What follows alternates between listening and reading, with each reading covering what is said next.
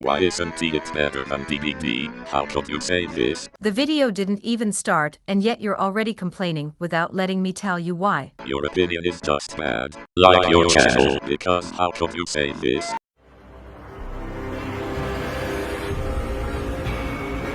Thank you, Bubba, for that lovely intro, and I'm welcoming you, my demons and undead witches, here to my channel. I'm merciless_witch, and today, I tell you why a lot of people are misinterpreting the game as a Dead by Daylight competitor. Why, how, and what other problems it has will I tell you now. Let's start with the tea till it isn't hot anymore. 1. Too expensive and not on Steam. Deal it with me please, because I also want to point out some other points in the videos why it won't compete with Dead by Daylight and such. Okay, good, because I don't care. The first argument from me is that this game is expensive, and will be for a longer time expensive. It costs double than the MSRP from Dead by Daylight, and you won't get it for a long time in key stores since this game was only released for the Epic, Xbox, and PlayStation stores. Why is that a problem? Well, if it would be released on Steam, would have been there more keys, which would make the product cheaper, and so with it, a lot of more people could buy it and play it then, because if you think right now that the EU has a problem inflation, there won't be anyone within of the EU wants to try the game when Dead by Daylight only costs €35, and the factor that it isn't on Steam is people like me also important, since we want to have the achievements and the game in our already existing library. And in my opinion, is the review system on Steam much better, and you could see if it's worthy your money or not. If you don't want to believe it, just look at F13.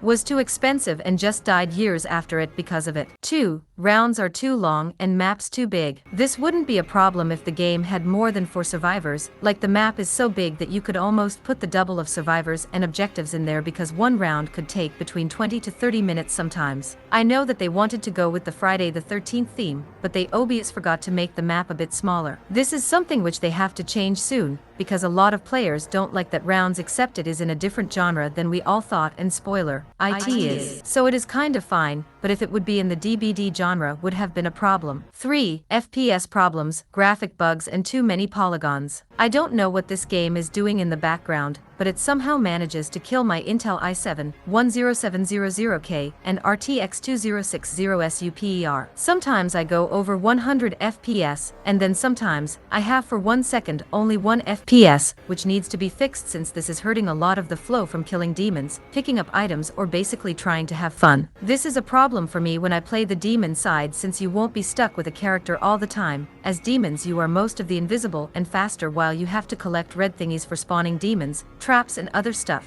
When I play actively a character do I not have this problem, but when I'm univisible again, can I not move around almost because of that 1 FPS for 1 second problem. I don't know if that is a problem from the coding, or if my PC has to render a lot of polygons after dying as a demon. This needs to be fixed, or else will be the game called Evil the Dead game. Get it? Because of Dead? Yes, I know I'm so iconic. 4. Healer, tank, attack survivors. If Evil Dead, the game, wanted to be in Dead by Daylight clone, would have that been a pretty bad idea, but since it isn't a DBD clone, is that again fine. But if the game wanted to be like Dead by Daylight, like some stupid YouTubers are saying, would have that been bad, since you could have used perks for it and not something like this, because we all know from games like Overwatch, does 80% of the player base always want to attack and not heal nor tank, since they are not so much fun to play as attack. I will get to my last point in what genre that game in reality is, but for now, it is fine, but perks or something like perks would have been better in my opinion. 5. Fear system is stupid. Imogen, you know you are getting attacked from 100 million demons, and you know that you can end this probably under 30 minutes. How the fuck could you start being scared or feared of something like that, because you know that they will attack you? And why is light helping you from getting that fearness away? I don't know what else they would have made into this game, and not gonna lie, it is not my job to do that since I'm not getting paid for it, but the fear system is just stupid and doesn't make sense if you try to think about a minute for it. Wouldn't you be more excited that you can end them for once and all? Another sign